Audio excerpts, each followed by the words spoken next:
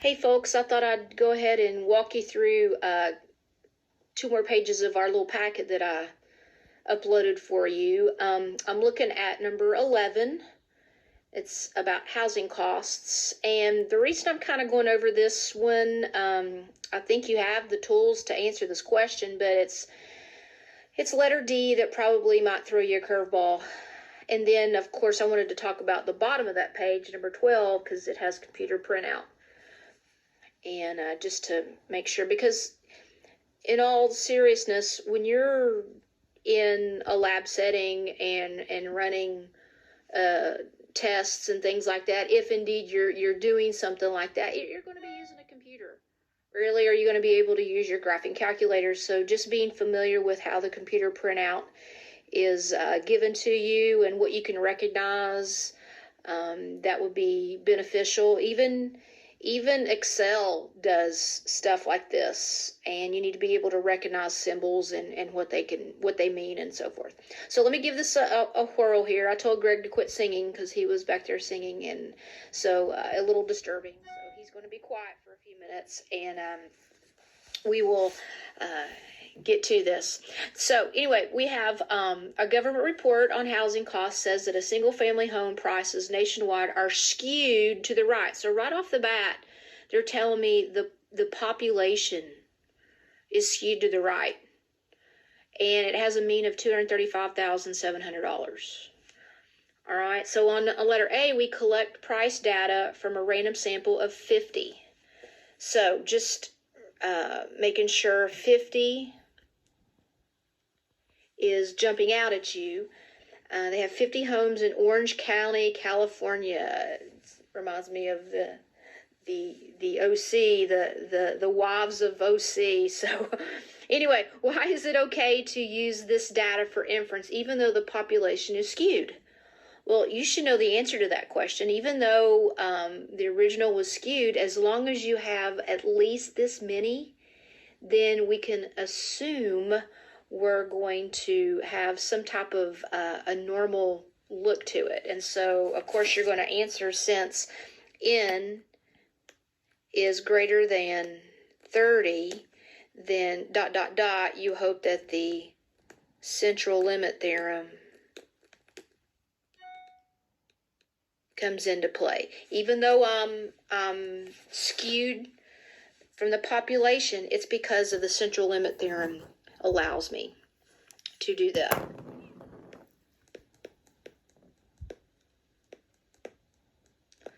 So allows us to use inference.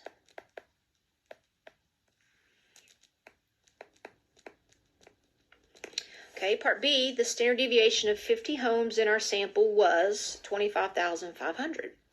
So specify the sampling model. Okay, and we've talked center shape spread, center shape spread, center shape spread till we're blue in the face.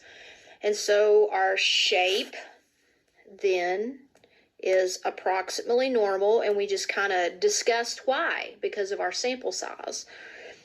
Okay, and then the center was the mean, and so we're looking at 235,700 as our mean, and then the spread was our standard deviation that they gave us here, but I have to do something special to it. I need to actually apply it like my sampling error. Okay, and so this is the way we kind of notate it, because if I'm going to run a test or run a confidence interval, create a confidence interval, this is actually a t distribution. Okay, it's a t distribution. And so no longer am I going to use a capital N around this, but it's a t distribution. So the next thing that comes about is my mean. So it's going to be $235,700. And then I'm going to actually take this 25,500, it's supposed to be an arrow, and divide it by the square root of n. So sigma over the square root of n, or standard deviation over the square root of n. So I end up getting, when I calculate that out, 3606.24. So $3,606.24 is our standard error. And so one of the things that you might want to just know that we did, this was the mean, mu, and then this was S over the square root of n. Okay, and again, it's a t distribution. And down here, we're going to be talking about a confidence interval. So when you think confidence interval, you're doing n minus 1 degree of freedom. So a degree of freedom is n minus 1. Well, 50 was our sample size. So we have t of 49. So I kind of have a little subscript of 49 underneath that t. Okay. So going back to the next question, we've got the sample of randomly chosen homes produced a 90% confidence interval for the mean price in Orange County to be $233,954, $246,046. Does this interval provide evidence that the single-family home prices are unusually high? Well, guys, we've been answering this question all along, ever since we've been doing confidence intervals. And so you're just going to locate here, does our mean fall within that interval? And yes, it does. And so our answer to this question is no, it's not unusually high, due to the home price, mean home price will be considered the same because our average fell in that confidence interval. So it is not unusual. Okay, so as opposed to me writing all that out, does that make sense? And you know how to answer that because it falls in the interval. So the answer is it unusually high? No, because the mean is in the interval. It captured that true mean. All right, and then we get to D. And so suppose we want to improve our estimate by choosing a new sample. So I could see where this really comes into play. And so when we learned a question like this, we learned it knowing sigma all the time. Well, guys, there's times when we won't know sigma. There will be. And so what do you do when you don't know sigma? Well, you have to use the next best thing, and that's your sample standard deviation. And so they want to know what a sample size would be to have 90% confidence, but they want to allow their error or their margin of error to be within $2,000. All right, so I'm going to slip over to a new screen and show you something that looked very familiar to you. The only difference in this formula and what you've known was we did, let me change pens real quick. We did sigma. Used to be here. And then, nope, let me scratch that. I misspoke. Here we go. Z critical used to be here, and sigma went there. But I don't know either one of those. I don't know sigma, so therefore I can't use Z critical. So I have to use the next best thing. I know S, the sample standard deviation, so I have to use T critical. And so your margin of error was 2,000, so putting the new numbers in there, T critical, I'm going to use what they called a 90% confidence. So I'm going to go to my table, 90% confidence, and I had, remember, a sample size of 50. Well, degree of freedom is n minus 1, it's 49. But if you look at your table, 49 is not on there. And I said go to the next lowest value. Okay, so 40 is what I'm actually going to use. So I'm going to come over here and see where 40 and 90 intersect. And I want to pick up that number. And I'm looking at 1.684. So 1.684 times the standard deviation I had from earlier, 25,500, all over 2,000. Don't forget to square it. Round up to your nearest whole number. And you get roughly 459-ish home prices that you're going to use in your sample. Okay, so about 459. So there is your sample size that we need to survey in order to have 90% confidence of estimating the mean local price within $2,000. All right, so I just want to make sure that you were kind of aware of how we tweaked this formula just a little bit based on what we were given. Okay, going on to the next question is the computer printout. And the nice thing about computer printout, everything, all the calculations are done pretty much for you. It's just like I need to explain where some of it came from. Okay, so here we go. We have gas mileage, hoping to improve gas mileage of the new cars the car company has made, an adjustment in the manufacturing process. Random samples of automobiles coming off the assembly line have been measured each week that the plant has been in operation. Data from before and then after the manufacturing adjustments were made in the table.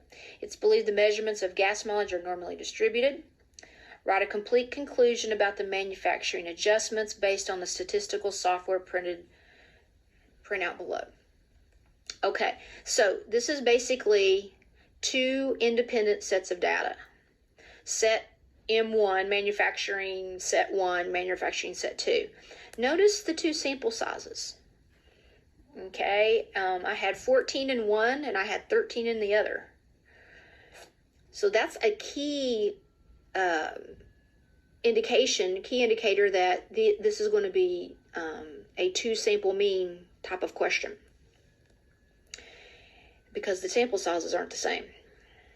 So they actually give me everything I need to actually work the question. Now, I'm going to do two things. I'm going to show you the hypothesis test information, and then I want to show you the confidence interval information that's right here on this screen. So first thing, I'm going to worry about the t-value. Where did that come from? So I'm going to work through this by grabbing a different color pen. And so here, just N talked about how big the sample was. Here was the mean of the two. Here was the standard deviation of the two, and then standard error of the mean, a little bit different measurement. Okay. So when we're looking at T is this number.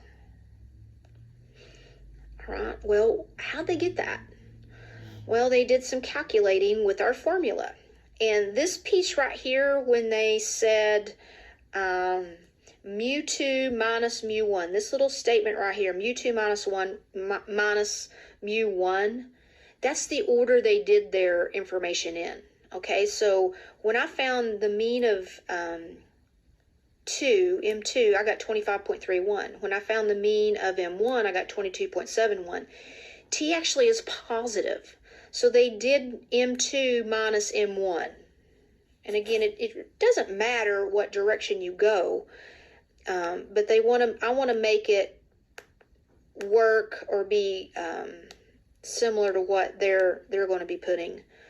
Okay, so 25.31 minus 22.71. All over, and then I want to come up with the standard error here. So 2.40 and 2.29, but make sure you get in the right order. So 2.29 goes first because that's M2. and I had 13 data values, and then M1, 2.40 squared over 14. So if you were to run this and do all the math for it, guess what? The 2.88 would be our t-value. And then just knowing where that t-value is located, it's beyond 2 standard deviations above the mean, then you know that is pretty significant. So this guy right here is our p-value. So it already calculated it for you.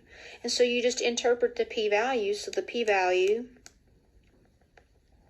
of 0.0041 is less than 0.05 alpha. So I get to reject. Okay, and so the way we conclude it is there is strong evidence or enough evidence to conclude that the gas mileage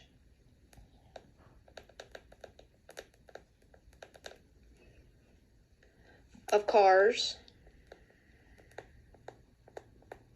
coming off the assembly line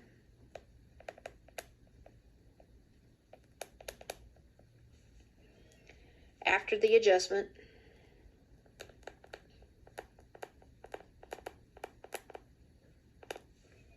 has been increased.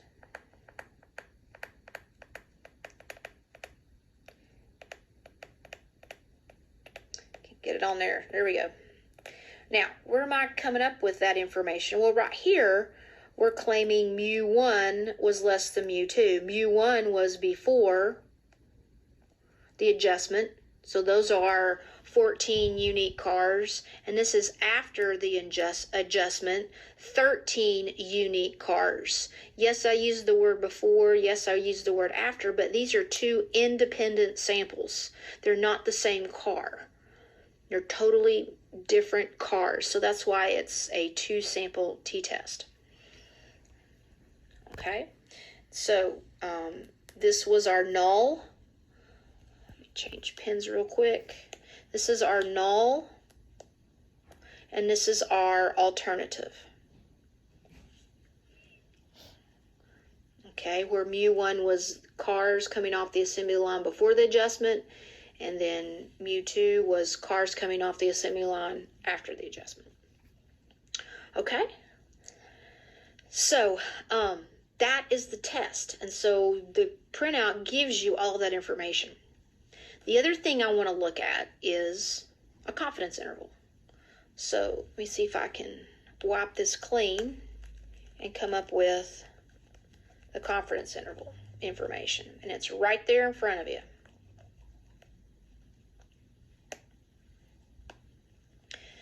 So this little guy right here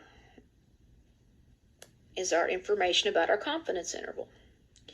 And so if you need to get math out of this to create the mathematical formula for it, well, you know, just using our formula for a two-sample t-interval is the differences between the two means. So I'm going to stick to the same order, mu2 minus mu1. It's hard to make a period with my pen. So those are periods. They're very light. There it went. I have to kind of do a comma almost. Plus or minus. Now, I need to have some type of a critical value. So T critical, where is that coming from? Well, the smaller of the two sample sizes. I have 13 here. And so 13 minus 1 is 12. So I'm going to go 95% on my table. Come up to 12. And I see 2.179. And then I'm going to provide the standard error for the other two. So keeping it in the same order I had it as earlier, 2.29 squared over 13, 2.40 squared over 14. So that's the math that the reader might want to see on your confidence interval. Okay, and then you just use your results. It's already done for you. So I'm looking at 0.74 to 4.45. And the way you interpret it is we're looking at the adjustment. How much did gas mileage improve, so to speak? Because these are both positive numbers.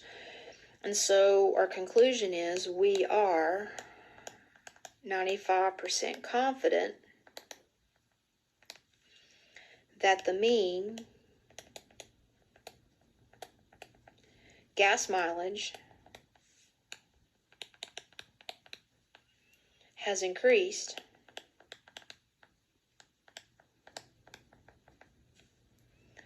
$0.74 to 4.45 miles per gallon.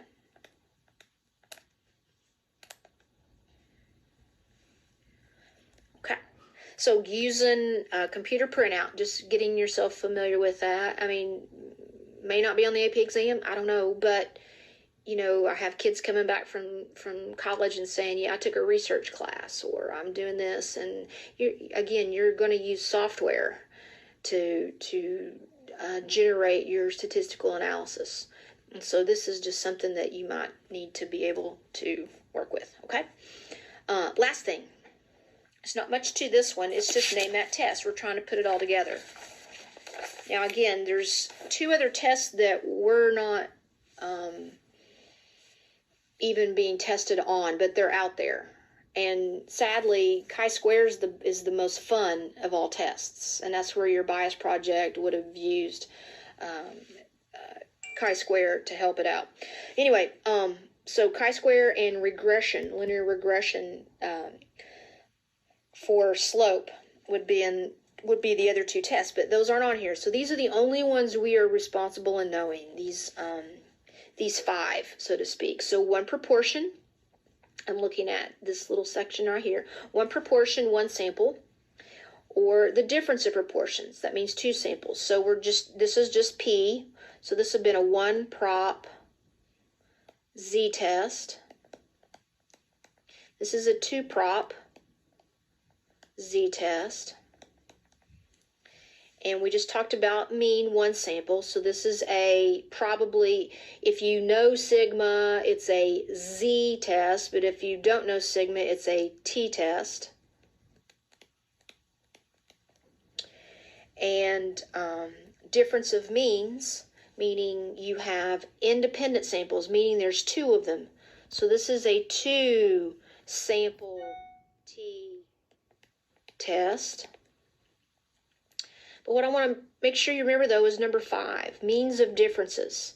Notice 4 says difference of means, 5 says mean of differences. Those are two different situations. Difference of means I have two separate independent samples. But when I talk about the mean of the difference, I mean I'm implying one mean only.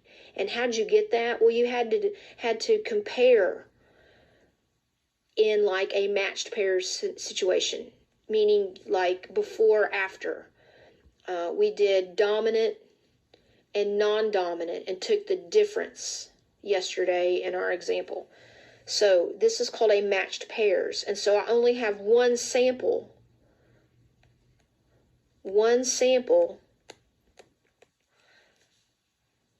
because I have one mean. All right? That's how you can justify that. So you have to ask yourself, do I have two separate, totally independent samples? Or am I doing something to one sample of data and then looking at the overall difference between the measurements? And we still call this a t-test, but we call it a paired t-test. Okay, and so all I want you to do is just see if you can read the scenario and figure out what type of test you're using. And you come up here and it's saying, well, what type is it? So you're just going to label, number it 1, 2, 3, 4, 5, or 6, because it could be none of them. And then, are you using a Z? Are you using a T? Well, I kind of helped you out there when I named it by what we would call it with the calculator. A proportion uses a Z.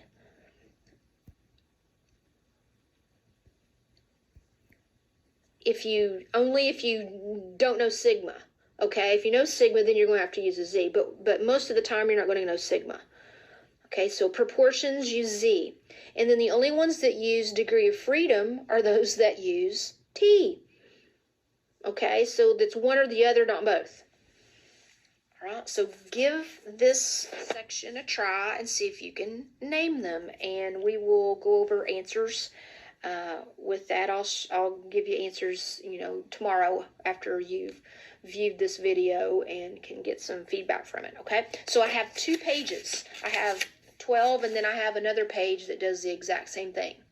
So can you name the test? And then try the bottom question, number 13, that's on this page here that I'm showing you. I don't have it on the screen, but I have it there. See if you can interpret the conclusion based on the computer printout. All right. So hopefully I've given you some food for thought and made it worthwhile your time. And I will talk to you later. Thanks.